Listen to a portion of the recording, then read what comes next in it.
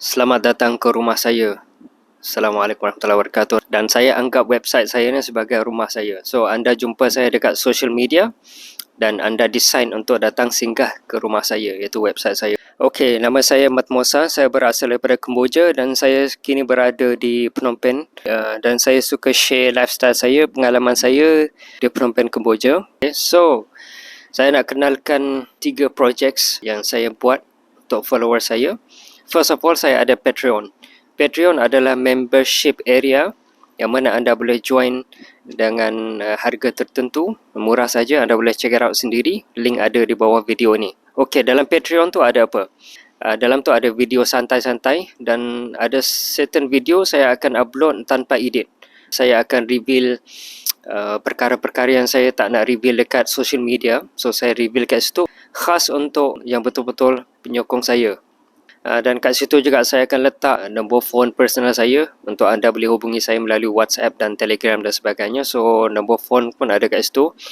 Dan ada jugalah kursus ada tutorial dan life hacks. Dan kalau anda nak kenal asal usul saya, siapa budak ni, siapa orang ni, orang Kemboja tu cakap bahasa Melayu, siapa dia ni sebenarnya, lahir kat mana, belajar kat mana, apa semua tu, saya ada reveal dekat membership saya dekat Patreon. Okey.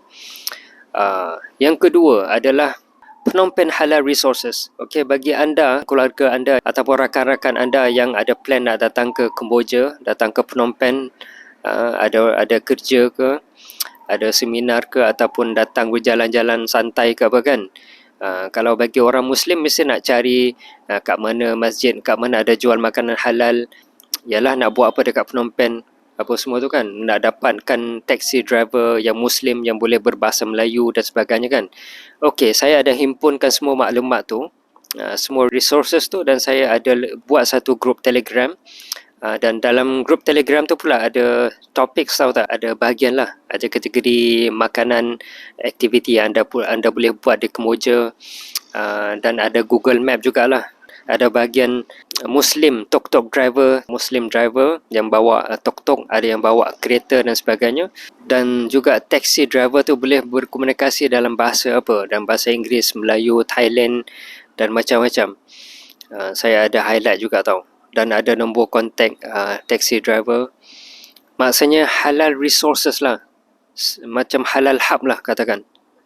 Okey, dekat grup Telegram, link pun ada di bawah video ni. Dan ketiga, saya ada buat perkhidmatan kiriman wang daripada Malaysia ke Kemboja dan daripada Kemboja ke Malaysia. So, link pun ada di bawah video ni. Antara tiga-tiga projek tu saya rekomenkan Patreon lah. Kalau anda join Patreon, anda akan rasa macam anda lebih rapat dengan saya. Itu saja. Wassalam. Sila tekan link. Yang mana pun anda nak. Yang ni ke, yang ni ke, yang ni ke.